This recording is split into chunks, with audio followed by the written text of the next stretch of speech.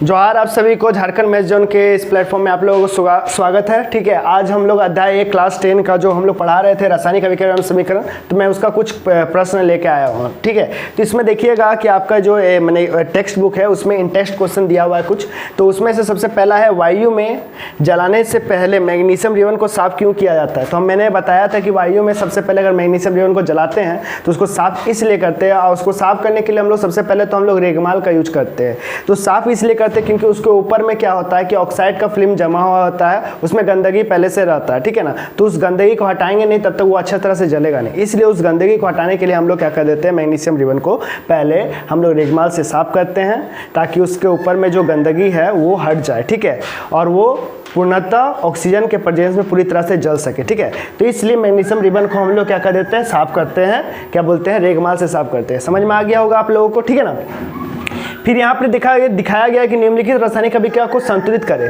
तो मैंने क्वेश्चन में मैंने कि क्या बोलते हैं कि एनसीईआरटी बुक में तो इसमें लिखा हुआ था हाइड्रोजन और क्लोराइड लिखा हुआ था और हाइड्रोजन क्लोराइड बन रहा था, इस तरह से मैंने कि लिखा हुआ था। मैंने रिएक्शन के फॉर्म में लिख दिया। ठीक है ना, इक्वेशन के फॉर्म में लिख दिया, समीकरण के फॉर्म में लिख दिया हूँ। ठीक है, और इसी तरह बेरियम क्लोराइड को जब अल्युमिनियम सल्फेट के साथ जब रिएक्शन करते तो अल्युमिनियम क्लोराइड और बेरियम सल्फेट बनता था। तो ये सब चीज़ को हम लोग अभी क्या करेंगे, बैलेंस करेंगे। फिर ये सोडियम था, ये क्लोरीन था, तो सोडियम और क्लोराइड मिलकर क्या होता है, सोडियम क्लोराइड बन गया था। तो उसके बारे में हम लोगों को मैंने कि क्या बोलना है कि हम लोग को संतुलित करना है। तो हम लोग आते हैं, चलिए इसको संतुलित करते हैं। ठीक है ना, तो इसको मैं मिटा देता हूँ। वायु में जलाने से पहले मैग्नीशियम रिबन वाला जो पहला क्वेश्चन था उसको मैं मिटा रहा हूँ, और मैं जितना भी है क्वेश्चन के इक्वेशन को हम लोग क्या करेंगे, यहाँ पे बैलेंस कर करके लिखते रहेंगे। ठीक है ना, तो आप लोग लिखिएगा। ठीक है, चलिए सबसे पहले हम लोग H2 वाला करते हैं। तो देखिए H2 है, यहाँ पर कितना है, उसका Cl2 है। ठीक है, जगह थोड़ा सा हम गैप रखते हैं ताकि हम बैलेंस करने के लिए जगह रहे। H2 प्लस Cl2 तो बन जाएगा भाई HCl। ओके, तो H2 यहाँ पे देखिए जैसे कितना है, यहाँ पे H2 2 है, यहाँ पे Cl2 2 है, यहाँ H कितना 1 है और Cl कितना है 1 है। तो हम ऐसा क्या करें कि दोनों तरफ बैलेंस हो जाए। हम जितना H2 है उतना उधर भी H2 करना पड़ेगा, जितना Cl2 है उधर भी उतना ही Cl2 करना पड़ेगा। तो यहाँ 2 H2 है, 2 Cl2 है, तो हमको भी इधर क्या करना पड़ेगा, 2 लिखना पड़ेगा। तो जिससे क्या होगा कि ये रिएक्शन क्या हो जाएगा, बैलेंस हो जाएगा। देखिए 2 H2 इधर है तो इधर भी 2 H आ गया, 2 Cl है तो 2 Cl आएगा। इस प्रकार से ये रिएक्शन क्या हो गया, बैलेंस हो गया।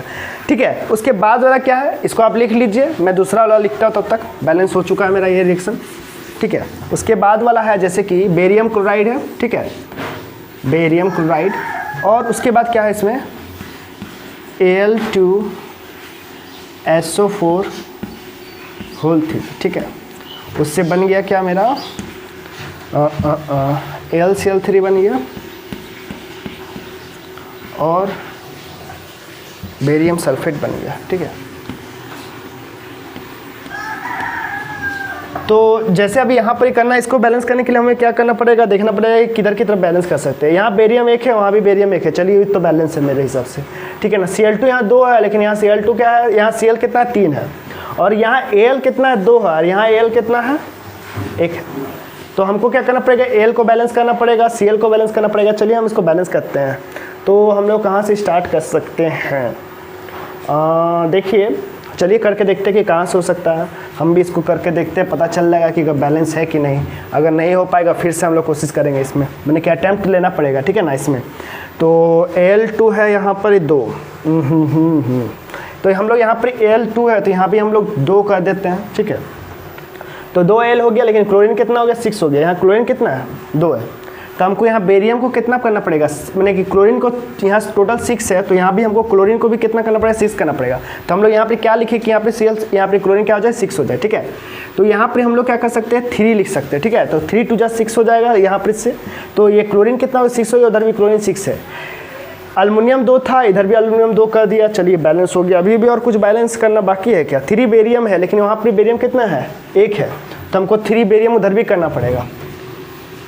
लेकिन देखिए अब देखिए 3 बेरियम है तो 3 बेरियम हो चुका है, यहाँ भी 3 बेरियम था तो 3 बेरियम हो चुका है।